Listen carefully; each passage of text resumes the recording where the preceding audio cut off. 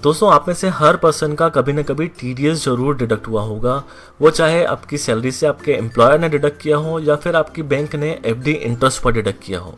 Majority of person TDS से aware नहीं होते और टीडीएस को एक डिफरेंट टाइप ऑफ टैक्स मानकर चलते हैं। एक्चुअल में टीडीएस जो है वो इनकम टैक्स कलेक्ट करने का एक मैकेनिज्म होता है, यानी टीडीएस कोई डिफरेंट टैक्स नहीं बल्कि इनकम टैक्स ही है।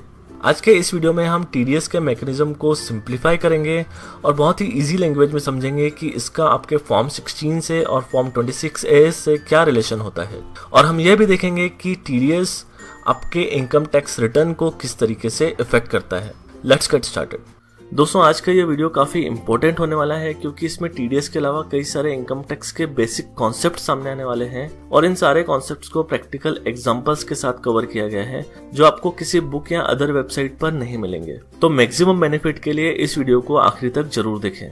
दोस्तों, आप जो इनकम किसी फाइनेंशियल ईयर में अर्न करते हो उस पर आपको इनकम टैक्स एक्ट के अनुसार स्पेसिफाइड रेट से टैक्स देना होता है और आपको यह टैक्स नेक्स्ट फाइनेंशियल ईयर में देना होता है जिसे असेसमेंट ईयर कहा जाता है। इसके लिए आपको अपनी इनकम टैक्स डिटेल के साथ इनकम टैक्स रिटर्न यानी आईटीआर फाइल करना होता है। एग्जाम्पल के तौर पर जो इनकम आपने फाइनेंशियल ईयर 16-17 में अर्न की है उस पर आपको टैक्स फाइनेंशियल ईयर 17-18 में देना होता है। इस प्रकार जो इनकम टैक्स आप असेसमेंट ईयर में पे करते हैं उसे सेल्फ असेसमेंट टैक्स कहा जाता है, क्योंकि टैक्स पेयर खुद अपनी इनकम असेस करता है और उस पर अप्लीकेबल रेट्स के साथ टैक्स पे करता है, इसलिए सेल्फ असेसमेंट टैक्स कहलाता है। अब पहले होता यह था कि मेजॉरिटी ऑफ पर्सन अपना इनकम टैक्स रिटर्न ही फाइल नहीं करते थे और यदि फाइल भी करते थे तो अपनी सारी इनकम को डिस्क्लोज नहीं करते थे। इस तरीके से वो अपना टैक्स बचा लेते थे और यदि सही शब्दों में कहें तो टैक्स की चोरी कर लेते थे, टैक्स का इवेजन कर लेते थे। अब इनकम टैक्स डिपार्टमेंट के लिए हर पर्सन की इनकम को वेरीफाई करना पॉसिबल नहीं हो पाता था, क्योंकि मेजॉरिटी ऑफ पर्सन तो इनकम टैक्स रिटर्न फाइल ही नहीं करते और फाइल करते भी हैं तो हर फाइल्ड आईटीआर की डिटेल्ड एनालिसिस या स्क्रूटनी पॉसिबल नहीं हो पाती, क्योंकि इतने नंबर ऑफ रिटर्न्स हैं कि ये प्रैक्टिकली पॉसिबल ही नहीं है कि हर रिटर्न को डिटेल एनालिसिस करके स्क्रूटनी की जाए। इस प्रॉब्लम को दूर करने के लिए गवर्नमेंट ने टैक्स कलेक्ट करने के कुछ मेथड्स बनाए, कुछ मैकेनिज्म बनाए। इनकम टैक्स डिपार्टमेंट हमसे निम्नलिखित प्रकार से टैक्स वसूल करता है। तो ये वेज ऑफ कलेक्टिंग टैक्सेस हैं। उसमें सबसे पहला है टीडीएस यानी टैक्स डिडक्टेड एट सोर्स, दूसरा है टीसीएस यानी टैक्स कलेक्टेड एट सोर्स, तीसरा है एडवांस टैक्स और चौथा है self assessment tax. Self assessment tax तो आप समझ गए होंगे, अभी हमने डिस्कस किया है। अब तक हमें ये समझ में आ गया कि टीडीएस जो है कोई अलग टैक्स नहीं है, वो इनकम टैक्स को कलेक्ट करने का एक मैकेनिज्म है। आइए समझते हैं कि टीडीएस एग्जैक्टली होता क्या है। जैसे नाम से ही क्लियर है, टैक्स डिडक्टेड एट सोर्स, यानी आपकी इनकम की सोर्स पे ही आपसे टैक्स वसूल लिया जाता है। गवर्नमेंट ने पेयर पर ये रिस्पॉन्सिबिलिटी डाल दी है कि जब भी कोई पर्सन कुछ स्पेसिफाइड पेमेंट्स किसी को करता है तो उसे पहले उसमें से टीडीएस को डिडक्ट करना होगा और बैलेंस अमाउंट ही पेई को पे करना होगा। आइए एक सिंपल एग्जांपल से टीडीएस के मैकेनिज्म को समझते हैं। यह है मिस नैन्सी, जिनकी बैंक ऑफ इंडिया में 5 लाख रुपए की एफडी है जिस पर उन्हें 10% पर एनम की रेट से इंटरेस्ट मिलता है। गवर्नमेंट ने बैंक्स पर यह रेस्पॉन्सिबिलिटी डाल दी है कि जब भी वे 10,000 रुपये से ज़्यादा का पेमेंट एफडी के इंटरेस्ट के रूप में करते हैं तो उन्हें 10% की रेट से टीडीएस काटना होगा। इस तरह जब बैंक मिस नैन्सी को इंटरेस्ट का पेमेंट करेगी तो उसमें से पहले 10% टीडीएस के रूप में काट लेगी, यानी बैंक मिस नैन्सी को 45,000 रुपये का पेमेंट करेगी और बैलेंस 5,000 रुपये का पेमेंट इनकम टैक्स डिपार्टमेंट में जमा कर देगी। इसके बाद बैंक को एक और काम करना होता है। बैंक को एक ऑनलाइन स्टेटमेंट फाइल करना पड़ता है ट्रेसेस पोर्टल पर। इस स्टेटमेंट में नैन्सी को पे किए गए अमाउंट की डिटेल, टीडीएस की डिटेल, नैन्सी का पैन नंबर और पे का 10 नंबर का डिटेल होता है। इस प्रकार फाइल किए गए स्टेटमेंट को टीडीएस रिटर्न कहा जाता है, जो पेयर को क्वार्टरली फाइल करना होता है, यानी हर 3 महीने में एक बार फाइल करना होता है। ट्रेसेस पोर्टल जो है वो इनकम टैक्स डिपार्टमेंट की एक साइट है जहां पर टीडीएस से संबंधित सारी इन्फॉर्मेशन अवेलेबल कराई जाती है। ट्रेसेस पर टीडीएस रिटर्न फाइल होते ही यह डिटेल जो है फॉर्म 16, फॉर्म 16A और फॉर्म 26A में अपडेट हो जाती है। नैन्सी को जब बैंक से इंटरेस्ट का अमाउंट कम मिलता है, 5,000 रुपये कम मिलता है, तो वह बैंक से इसका रीजन पूछती है और वहां से उसे पता चलता है कि उसका 5,000 रुपये का टीडीएस डिडक्ट किया गया है। नैन्सी बैंक से इस प्रकार काटे गए टीडीएस का डॉक्यूमेंट्री प्रूफ मांगती है जिसे टीडीएस सर्टिफिकेट कहा जाता है।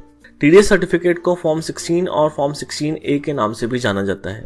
यदि टीडीएस केवल सैलरी पर काटा गया है तो वहां पर फॉर्म 16 इशू होता है, और जब अदर देन सैलरी इनकम पर टीडीएस काटा जाता है, जैसे इंटरेस्ट इनकम पर, रेंटल इनकम पर, इंटरेस्ट इनकम पर, तो वहां पे फॉर्म 16A इशू किया जाता है। हमारे इस एग्जांपल में टीडीएस सर्टिफिकेट के रूप में फॉर्म 16A एप्लीकेबल होगा। अब बैंक अगेन ट्रेसेस पोर्टल को अप्रोच करती है और वहां से फॉर्म 16A डाउनलोड करके नैन्सी को प्रोवाइड कर देगी, जिसे टीडीएस सर्टिफिकेट कहा जाता है। अब साल के आखिरी में जब फाइनेंशियल ईयर एंड होगा तब नैन्सी आईटीआर फाइल करेगी, तो उसमें डिडक्ट किए गए टीडीएस का क्रेडिट क्लेम करेगी। आजकल आईटीआर जो है वो ऑनलाइन फाइल होते हैं और टीडीएस की इन्फॉर्मेशन भी ऑनलाइन टैक्स डिपार्टमेंट के पास अवेलेबल होती है। इस प्रकार डिडक्ट किए गए टीडीएस का जो है क्रेडिट टैक्स पेयर को मिल जाता है। सपोज मिस नैन्सी की टैक्स लायबिलिटी जो है वो ₹20,000 है। अब उसमें से 5,000 रुपये का जो है टीडीएस क्रेडिट मिल जाएगा और बैलेंस 15,000 जो है वो इनकम टैक्स डिपार्टमेंट को पे करना होगा। सपोज मिस नैन्सी की टैक्स लायबिलिटी ओनली 3,000 रुपये है। अब उन्हें टीडीएस का क्रेडिट मिलेगा 5,000 रुपये।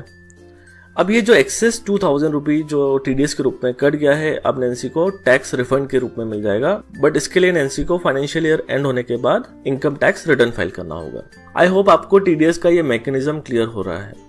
तो ये एक सिंपल सा एग्जांपल था जिसमें हमने ये देखा कि एफडी के इंटरेस्ट पर टीडीएस कैसे काटा जाता है। यदि आप एक एम्प्लॉय हैं और एक एम्प्लॉय के पॉइंट ऑफ व्यू से टीडीएस का मैकेनिज्म समझना चाहते हैं, तो बैंक की जगह आपको एम्प्लॉयर को इमेजिन करके चलना है और मिस नैन्सी को एक एम्प्लॉय मान के चलना है। और दूसरा डिफरेंस ये आ जाएगा कि फॉर्म 16A की जगह फॉर्म 16 इशू किया जाएगा, क्योंकि फॉर्म 16 इशू किया जाता है सैलरीड के केस में। बाकी पूरा जो प्रोसेस फ्लो है वो एग्जैक्टली सेम रहेगा। इसके अलावा और कोई डिफरेंस नहीं रहेगा इस पूरे प्रोसेस फ्लो में। तो बात करते हैं कुछ कॉमन पेमेंट्स की जिन पे टीडीएस एप्लीकेबल होता है। तो टीडीएस एप्लीकेबल होता है सैलरी के पेमेंट पे।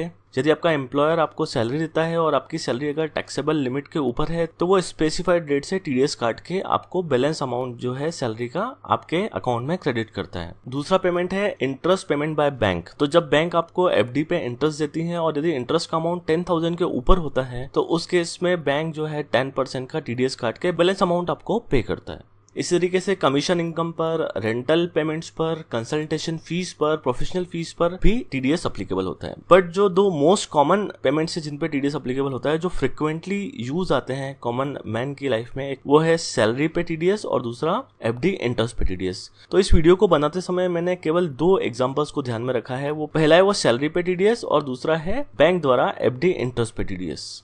जब एक एम्प्लॉयर एक एम्प्लॉय की सैलरी से टीडीएस काटता है तो उस टीडीएस के प्रूफ के रूप में फॉर्म 16 आपको वो प्रोवाइड करता है। और यदि टीडीएस अदर देन सैलरीज पे कट रहा है, वो चाहे इंटरेस्ट ऑन एफडी पे हो, चाहे वो कमीशन पे हो, चाहे वो रेंटल पेमेंट्स पे हो, तो उस केस में आपका जो डिडक्टर है आपको फॉर्म 16A इशू करता है। तो आपको फॉर्म 16 के पार्ट ए और फॉर्म 16A से कंफ्यूज नहीं होना है। फॉर्म 16A जो है वो कम्प्लीटली डिफरेंट है। जो सैलरी के अलावा अगर टीडीएस का पेमेंट हुआ है, टीडीएस का डिडक्शन हुआ है, तो उस केस में इशू किया जाता है और जो कि क्वार्टरली इशू किया जाता है। जबकि फॉर्म 16 जो है वो सैलरी के टीडीएस के लिए एप्लीकेबल होता है और ये एम्प्लॉयर द्वारा एम्प्लॉय को एनुअली इशू किया जाता है। तो फॉर्म 16 में 2 पार्ट होते हैं, पार्ट ए और पार्ट बी। पार्ट ए में जो रहता है वो आपके टीडीएस के डिडक्शन की डिटेल होती है कि क्वार्टरली किस तरीके से आपको सैलरी का पेमेंट हुआ है और टीडीएस डिडक्ट हुआ है। और पार्ट बी में आपका जो रहता है वो कंप्लीट कंप्यूटेशन होता है आपकी सैलरी का, जिसमें आपके एम्प्लॉयर द्वारा बताया जाता है कि आपकी सैलरी कितनी है, बोनस कितना है, परक्विजिट्स कितने हैं, टैक्सेबल अलाउंस कितने हैं। तो ये सब कुछ का पूरा डिटेल रहता है फॉर्म 16 के पार्ट बी में। फॉर्म 16 का part A and part B वो अलग है और फॉर्म 16A अलग है। तो आई होप कि आपको डिफरेंशिएशन क्लियर है दोनों चीजों का। अब आपका जो टीडीएस का पेमेंट चाहे वो फॉर्म 16 का हो या फॉर्म 16A का, यानी वो सैलरी से हो या अदर देन सैलरी से हो, फॉर एग्जांपल इंटरेस्ट से हो, रेंट से हो, कमीशन से हो, प्रोफेशनल फीस से हो, तो ये सारे पेमेंट्स जो हैं वो अपडेट होते हैं फॉर्म 26AS में। तो फॉर्म 26AS की बात करें तो उसमें सैलरी का टीडीएस भी रिफ्लेक्ट होता है और अदर देन सैलरी के जो पेमेंट है उनका टीडीएस भी रिफ्लेक्ट होता है। तो आपको हमेशा चेक करना चाहिए कि आपके जो भी फॉर्म 16 एप्लीकेबल हो, चाहे वो फॉर्म 16 एप्लीकेबल है या फॉर्म 16A एप्लीकेबल है, उसमें जो टीडीएस बताया गया है क्या वो फॉर्म 26AS में रिफ्लेक्ट हो रहा है कि नहीं। यदि वो फॉर्म 26AS में रिफ्लेक्ट नहीं हो रहा है तो आप उसका टीडीएस क्लेम नहीं कर पाएंगे। तो यहाँ पे बहुत जरूरी हो जाता है फॉर्म 26AS को चेक करना। फॉर्म 16 आपको कहाँ से मिलेगा, वो आपके एम्प्लॉयर से मिलेगा, आप कहीं और से डाउनलोड नहीं कर सकते। फॉर्म 16A कहाँ से मिलेगा, वो आपके डिडक्टर से मिलेगा। जिसने भी आपको टीडीएस डिडक्ट करके पेमेंट दिया है, वो डिडक्टर आपको फॉर्म 16A प्रोवाइड करेगा क्वार्टरली बेसिस पे। तो फॉर्म 16 और फॉर्म 16A आप कहीं और से डाउनलोड नहीं कर सकते, वो आपको डिडक्टर से ही लेने पड़ेंगे।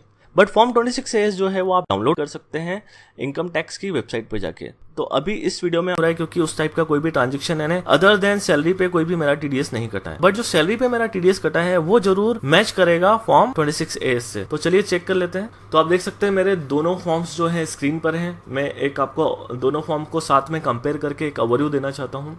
तो लेफ्ट हैंड साइड पे मेरा फॉर्म 26AS है और राइट हैंड साइड पर मेरा फॉर्म 16 है। और अगर देखें तो फॉर्म 26AS के हिसाब से मेरा जो है टीडीएस कटा है सेक्शन 192 में, और मैं आपको बता चुका हूँ सेक्शन 192 सैलरीड क्लास के लिए होता है। तो इसमें टोटल जो अमाउंट मुझे सैलरी का मिला है वो मिला है 6,70,453 का। और यही अमाउंट मैं अगर चेक करूँ फॉर्म 16 में तो आप देख सकते हैं अमाउंट पेड क्रेडिटेड जो है वही है 6,70,453। अगर हम टीडीएस की बात करें तो यहाँ पे टीडीएस डिडक्टेड जो है वो है 39,449, और सेम अगर मैं कंपेयर करूं फॉर्म 16 से तो 39,449। तो ये दोनों आपके मैच करने चाहिए, और ये जो है स्टेटस जो है वो हमेशा F होना चाहिए। तो ये दोनों अगर मैच करते हैं तो आप आपका पूरा जो टीडीएस है वो क्लेम कर पाएंगे। यदि इसमें कुछ भी मिसमैच है तो वो जो मिसमैच वाला पार्ट है वो आप अपना टीडीएस क्लेम नहीं कर पाएंगे। तो उस केस में हो सकता है आपको गवर्नमेंट को एक्स्ट्रा टैक्स पे करना पड़ जाए। तो इस तरीके से सारी चीजें आपकी एग्जैक्टली मैच करेंगी। तो ये तो हुआ फॉर्म 16 के बारे में, जो कि फॉर्म 26AS में जो सैलरी डिटेल है उससे आपका जो है कंपैरिजन मैंने आपको बताया। इस तरीके से अगर आपका फॉर्म 26AS में जैसे मेरा और कोई टीडीएस नहीं है, अब देखें नीचे मेरा और कोई टीडीएस नहीं है, यदि आपका और कोई टीडीएस रहेगा तो वो आपको मैच करना है फॉर्म 16A से, क्योंकि अदर देन सैलरी वाला जो टीडीएस है मैंने आपको बताया फॉर्म 16A जो है उसका सर्टिफिकेट मिलता है। तो मेरा यहाँ पे अदर देन सैलरी कोई टीडीएस नहीं है, इसलिए मेरे पास कोई फॉर्म 16A भी नहीं है। तो वो मैं चीज आपको यहाँ पे कंपेरिजन करके नहीं बता पा रहा हूँ, रहेगा एग्जैक्टली वही जो मैंने आपको यहाँ पे बताया। तो आई होप कि आपको ये कंपैरिजन से क्लियर हो गया कि फॉर्म 16 क्या होता है, फॉर्म 16A क्या होता है, फॉर्म 26AS क्या होता है। टीडीएस मैंने आपको जो है पूरा मैकेनिज्म बताया। हो सकता है वीडियो थोड़ा सा लंबा हो गया हो, बट कॉन्सेप्ट क्लियर करने के लिए काफी इंपॉर्टेंट था कि मैं आपको इतना डिटेल में ले जाके समझाऊं, क्योंकि ये डिटेल जो है कहीं पे इस तरीके से एक्सप्लेन नहीं है। तो जो इसकी प्रैक्टिस करता है, जो प्रैक्टिकली काम करता है, वही समझ पाता है कि कैसे ये सारी चीजें मैनेज हो रही हैं।